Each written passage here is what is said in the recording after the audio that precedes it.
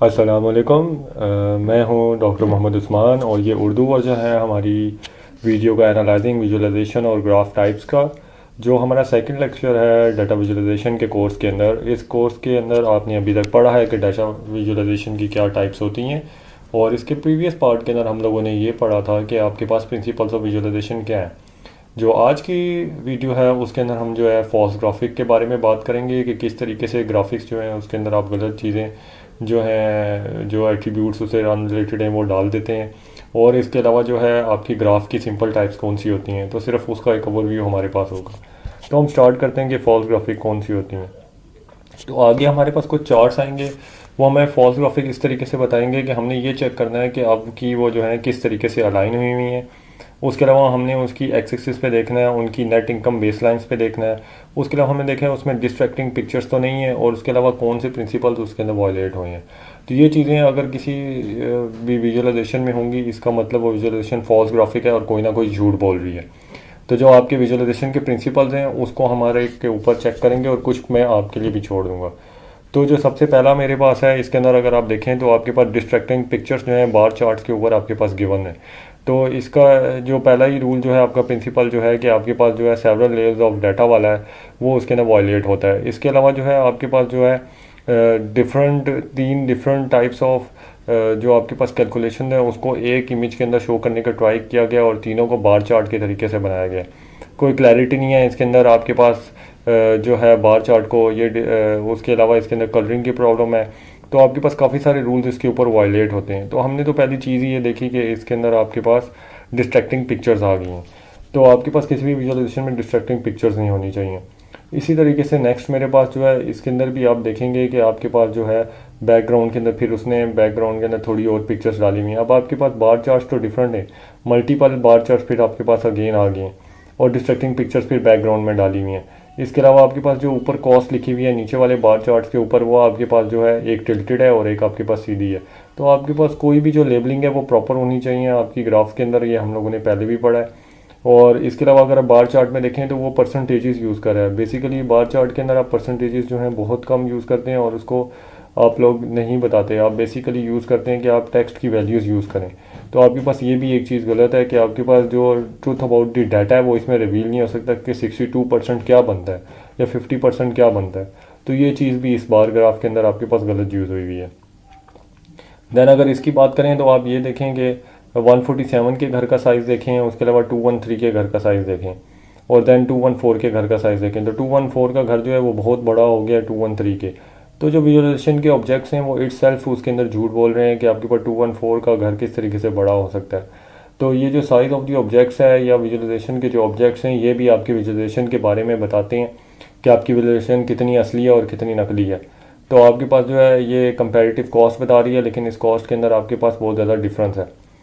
Then आगे बात करेंगे आपके पास इसके ऊपर कौन से प्रिंसिपल्स जो हैं वो अप्लाई होते हैं। इसमें जो सेकंड प्रिंसिपल आपका tell the truth about the data है, तो वो भी इसमें वायलेट हो चुका है। Data reveal at several layers वाला भी आपके पास हो चुका है। इसके अलावा अगर कोई आपके पास जो प्रिंसिपल वायलेट होता है वो आप कमेंट भी कर सकते हैं और बता भी सकते हैं। तो इन सारी चीज़ों से रिलेटेड जो हमारे पास चीज़ बनती है वो हमारे पास बनता है दी लाई फैक्टर। लाई फैक्टर बेसिकली आपकी ऐसी चीज़ है, वो आपको ये बताता है कि साइज़ ऑफ इफेक्ट जो आपके पास इफेक्ट्स हैं या ग्राफिक का साइज़ है और जो उसका डाटा का साइज़ है वो इक्वल है या नहीं। अगर वो जो इक्वल नहीं है तो इसका मतलब उस फिगर के अंदर या उस डाटा के अंदर झूठ है। जैसे कि यहाँ पे नीचे हमारे पास गिवन है fuel economy standard for autos वाली। तो उसमें सिंपल आपके पास अगर आप देखें तो जो पहली लाइन है वो उसका जो डिफरेंस है वो 5.3 इंचज़ लॉन्ग है, और अगर लास्ट वाली का देखें तो आपके पास 0.6 इंचज़ लॉन्ग हो गया। इसी तरीके 27 से 26 का जो डिस्टेंस है वो लिखा हुआ तो है कि 84 से 83 जा रहा है, लेकिन वो असल में काफ़ी ज़्यादा इंचेस लॉन्ग है। तो बेसिकली जो आपके पास इफेक्ट जो शो किया गया ग्राफिक के अंदर वो ग्रेटर है देन दी डाटा के साइज़। तो ये ऑटोमेटिकली इसका ये मतलब बनता है कि आपके पास लाई फैक्टर जो है इस विजुअलाइजेशन के अंदर ज़्यादा है। तो जो चीज़ भी आप बना रहे होते हैं वो इक्वल टू आपके पास जो है गिवन अमाउंट ऑफ डाटा होनी चाहिए, और ट्रूथ अबाउट दी डाटा बतानी चाहिए। आपके डाटा के अंदर कोई भी फॉल्स ग्राफिक्स नहीं होनी चाहिए, लेबलिंग प्रॉपर होनी चाहिए। तो ये आपके सारे हम प्रिंसिपल्स पढ़ चुके हैं। तो लाई फैक्टर ग्राफिक्स का इसी तरीके से आप आगे भी कैलकुलेट करेंगे। देन हमारे पास एक और एग्जांपल है प्रिंसिपल की कि डाटा की वेरिएशन जो है वो होनी चाहिए, डिज़ाइन की नहीं होनी चाहिए। तो बेसिकली आपके पास इसमें देखें आप ईयरली में चलते चलते आपके पास डिज़ाइन की वेरिएशन आ गई, ब्लॉक्स आगे की तरफ मूव कर गए। तो आपके पास जितनी भी विजुअलाइजेशन बिल्डअप होती हैं उसके अंदर इस किस्म की चीज़ें नहीं होनी चाहिए। हमने हमेशा पढ़ा है कि डाटा वेरिएट होना चाहिए, डिज़ाइन नहीं होना चाहिए। तो ये भी एक किस्म की एग्जांपल है कि आपके प्रिंसिपल वायलेट किस तरीके से करते हैं। और उसके अलावा जब भी आप किसी भी ग्राफिक्स की बात करेंगे तो आपने ये देखना है कि आपकी इंटायर जो ग्राफिक्स है उसके अंदर कितनी कंसिस्टेंसी है, कितनी वो बराबर है, कितनी इक्वल है। तो अभी और उसके अलावा जो है आप एक्सपेक्टेशंस भी चेक करेंगे कि आप कहाँ से देखना शुरू करते हैं और अब क्या एरर फाइंड आउट करते हैं। और उससे बड़ी बात यह है कि आपने एक्सिस जो है उसको हमेशा सेम रखना है।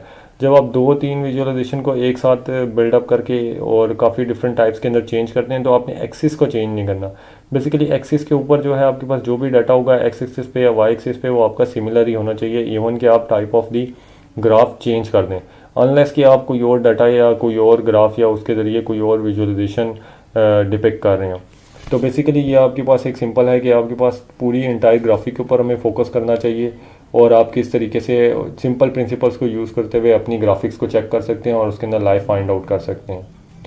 देन अगर इसकी बात करें तो ये मैं आपके लिए छोड़ूंगा, इसके अंदर भी प्रिंसिपल वायलेट हुए हैं। यू कैन कमेंट, आप कमेंट कर सकते हैं कि इसके अंदर कौन सा एरर है, कौन सा प्रिंसिपल वायलेट हुआ है। जो प्रिंसिपल्स हैं वो आप प्रीवियस वीडियो के अंदर देख सकते हैं और उसे पढ़ के आप दोबारा इसके ऊपर कमेंट कर सकते हैं।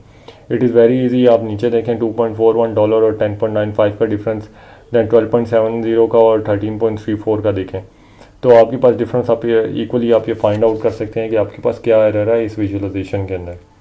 तो आगे जो मेरे पास आएंगे वो बेसिक चार्ट्स हैं। सिर्फ बेसिक चार्ट्स का ओवरव्यू है जो विजुअलाइजेशंस के अंदर आपके किस तरीके से दिखते हैं और ये सारे के सारे सेम डाटा टाइप्स के ऊपर हैं।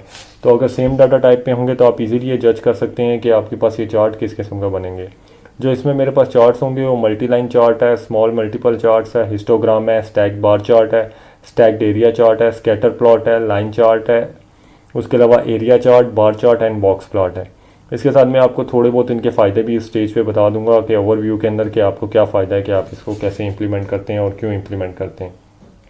तो बेसिक मकसद है हमारा ये समझना कि हम क्यों स्कैटर प्लॉट यूज़ करते हैं या हम बाकी चार्ट्स को यूज़ करते हैं। तो स्कैटर प्लॉट बेसिकली आपका इसलिए यूज़ होता है कि अगर आपके पास डाटा बहुत ज़्यादा हो और आप उसको ये फाइंड आउट करना चाहते हो कि एक पॉइंट दूसरे पॉइंट से कितना रिलेटिव है और उसका डिस्टेंस क्या है। स्कैटर प्लॉट आपको इस बारे में भी हेल्प करते हैं कि आपके पास जो है डाटा कितना स्प्रेड है, कितना डाटा का और कितना डाटा अवेलेबल है।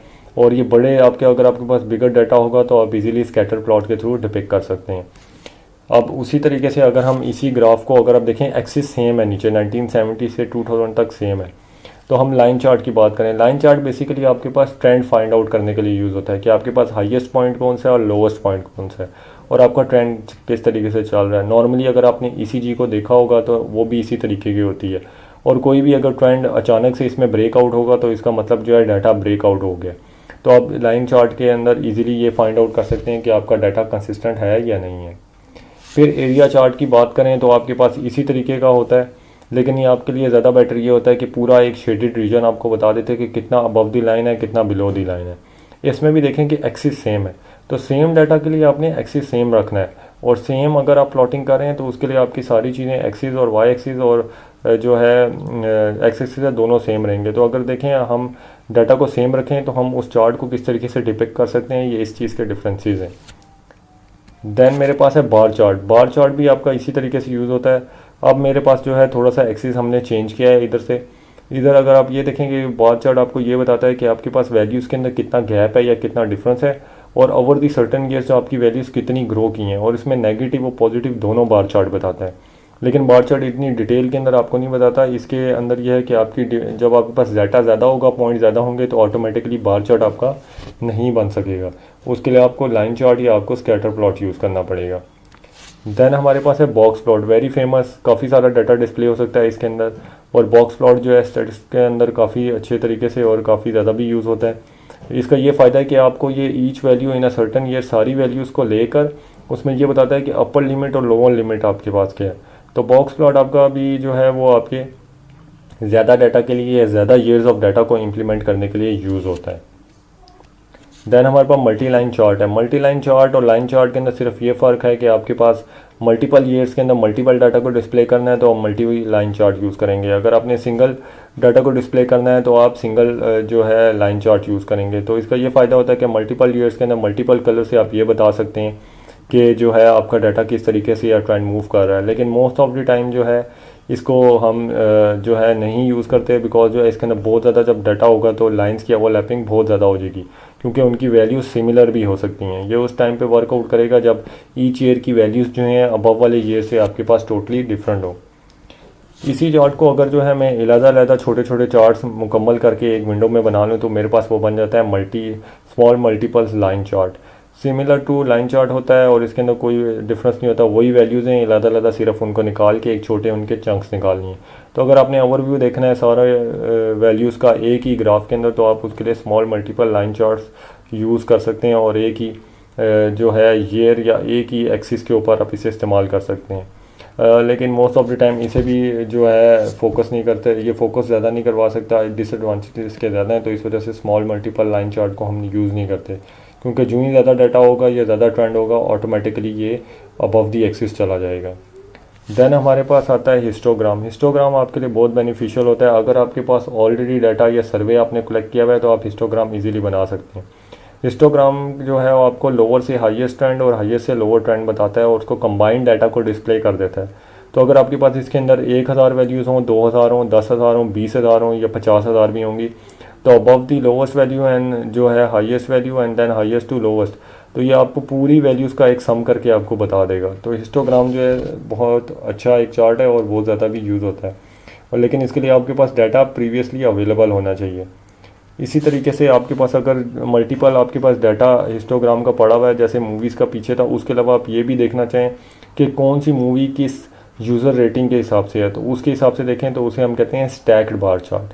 स्टैक बार चार्ट का मतलब है आपके पास आप बार चार्ट को कंबाइन करके एक दूसरे के ऊपर स्टैक कर दें और उनको ये चेक करें कि वो आपके पास डाटा कितना ग्रो कर रहा है या कितना कम है। तो इधर मेरे पास रेटिंग आर का देखें तो उसकी मूवी ज़्यादा है और जो NC-17 के देखें तो उसकी कम है।